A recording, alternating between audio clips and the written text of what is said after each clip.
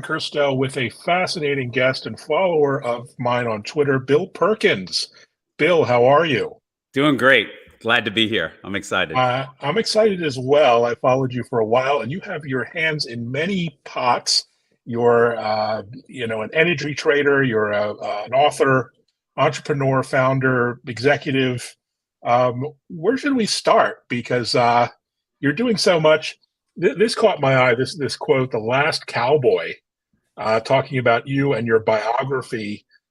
Maybe we start there. Cowboy, that's kind of an interesting term Yeah, of art in the yeah. 21st century. I don't know why they went with that, but they went with it, and it took it and ran. I started out as a peon on the New York Mercantile Exchange back when there wasn't actual people yelling and screaming in the pits, and I was a screen clerk, and I basically worked my way up through the system to become a trader. Eventually running an options desk down here in Texas, and then joining a hedge fund called Centaurus Energy. Once the founder of that called in rich and said, I'm going to go do philanthropy for the rest of my life, apply his neurons to those type of problems as opposed to the problems of markets, I started my own hedge fund. Along the way, hobbies, interests, living life. I'm all about living your life, not just being a battery or a drone or just a rat in a wheel that never gets the cheese, right? And so I have other interests. I like to do small investing, angel seed. I've done some of that. I've founded 2 companies myself, play poker, cards, just a standard winging life like everybody else. Every day is another adventure. But let's talk about one of your ventures, SkyFi. This is a company. As a drone and space enthusiast myself, I was really intrigued with democratizing satellite access and Yeah. satellite photography in particular. Tell us tell us about SkyFi. Yeah, so SkyFi is essentially that. It's basically empowering everybody to get the data from space, right? Like, you don't have to be James Bond to task a satellite and get an image, or whether that be optical or synthetic aperture radar or hyperspectral or stereo or satellite video.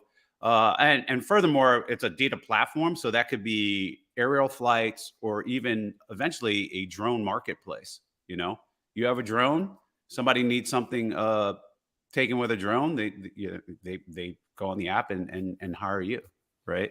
And Amazing.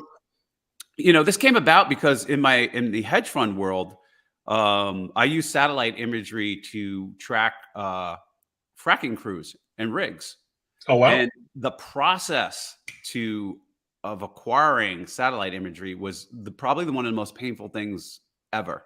I've never gone through a more painful purchasing process than satellite imagery. And I was building another app, which is basically tracking dark ships in a company called Simax, another startup, which is value add on top of the data, right? And it's a data fusion product. And I was literally pulling my eyelashes out, like, oh my gosh, this is killing me. Minimum orders, having to talk to people. It's a very science focused business, but not a customer focused business, right? So Right. I don't call the space industry a tech industry because most of the satellite providers don't have an API, and I'm like, you're not a tech business unless you have an API, right? Like you're not. It's more Right. science focused, right? Like Right. orbital and positions and government RFPs, and not really kind of commercial or user facing. And so I was complaining and complaining and complaining. And finally I decided, why am I complaining? Why don't I just build this platform? Right. Why don't I deal with these issues so that anybody from, a researcher looking at deforestation or despeciation or walruses in the Arctic to people looking at buying a house or just want to take a photo of their wedding, right? Space can task a satellite and use it, right? And the great democratization of information happened on the internet, and that was everything that's in libraries and people's ideas, et cetera. But as far as space observation, of our Earth, that's kind of like the last frontier of the democratization of information, right? That is There's many that is satellites up there taking pictures and imagery every day, and the average person cannot get access to it. And so the average person now literally goes to the App Store, in my case, iOS, and there's an app. Yeah. So I assume it's a freemium model. It's B2C in this case, B2B. You're working with government Yeah. clients. It's pretty interesting. Yeah, it's an a la carte ordering. We've had people ask, well, we have like I want to buy. I'm not gonna go through the thing. I want to buy like hundreds of images, and we're gonna build an API for those power users as well. One of the things when we were designing the app was like, well, who is the customer? Who are you designing this for? And I was like, well, first I want to go easification. And I was like, if you ever look at like a tech company, Love that word, easification. I'm going to yeah, steal that. yeah, the easification. If you look at a tech company, the slope of the revenues are proportional to the scale of the easification. So you take Uber, they made it a little bit easier. They have a lot of revenues. I'm not saying they're going to be profitable. They're going to have a lot of revenues. You take Tinder, you know what I mean? They made it very easy to swipe and get a date, right? A lot of revenues, right? Amazon and any kind of tech company, they usually take an existing process or some other process that exists, makes it a little bit easier, and the revenues explode. As far as satellite imagery and that type of data, it's so difficult that if I went up to, say, a person with means, let's say, here's $10,000, get a satellite image in 3 days or you're going to be dead. I'd say 99% of them would be dead because it's just so difficult. And so we're working on taking all the difficulties, all the back end, all the EULA agreements, all the technical issues, doing it, getting satellite providers to put APIs on, and dragging them kicking and screaming to product market fit for this universe of people who would actually use it if it was easy to use, right? They'd be like, and so, we were like, well, who's our customers? Like, we don't know. Because nobody has access, we don't know. Like, we know the obvious ones like firefighters, governments, environmental, et cetera. But there's every day somebody comes up with a use case and was like, wow, I would have never thought of that, right? It's kind of like, what's the use case for the internet? Oh, wow, I would have never thought of that. And so right now we're really focusing on easification and putting it out there. And the customers, kind of more of an agile development process. The customers will tell us what features they want. What are the things they want? What do they need? That's fantastic. So what an interesting venture. So in parallel to that, you decided to write a book. Why not? What was the genesis of the book idea, Die with Zero? Kind of maybe a little more morbid sounding, but yeah. Let's dive in. Yeah, I'll try and give you the short version of it. Is that ever since I was young, before I had any money, et cetera, I had these kind of questions like, what's it all about? And, I knew I was, grinding and trying to make money, but I was really curious about like, when would I spend the money and what would my life be like? Right. Like, I'm not, I realized like, I want to get rich before a certain age. Right. And back then it was like before the age I am now, but like, cause I was ageist and young and dumb, but I had it intuitively correct. Like, nobody says I want to be a millionaire before I'm 90 or 86. Right? They usually pick 30 or 40 or some number around that number. And there's a reason why, is because your ability to convert that money into positive life experiences decreases over time. So intuitively figure out, oh, there's a curve, right? Where if I don't want to go to work for money that I'm never going to use, right? So clearly I'm going to spend it all. And the money has kind of this utility curve, right? There's some sort of optimization formula in there for me to get the most out of my life. Right? Like, making money, I don't give a shit about. Spending money, I do care about, right? Like, it's the consumption, the putting that money to work is what gives you the experiences, what feeds you, what clothes you, but also all the other choices beyond survival, right? Whether it's like, I'm going to go hiking or I'm going to buy a telescope to look at Mars, it's the consumption of the dollars that you earned. And there is a optimal, depending on your value system, the things you want to experience in your life at each period in your life, there's an optimal spend curve. And I was searching for that, right? I was really focusing on, how am I going to solve for net fulfillment? Because I don't care about net worth. I only care about net fulfillment over my life, right? And so, given the variables of my wealth, my health, and the time I have left, and how those variables change throughout my life, how do I apply these to get the maximum net fulfillment? So What that's a what what the a book is about. fantastic! I love the thesis. This was a quote from the book about someone who looked at this whole hypothesis and the most optimal way of utilizing your wealth, and the idea of ending with zero or giving it all away in the case of the Gates, mission.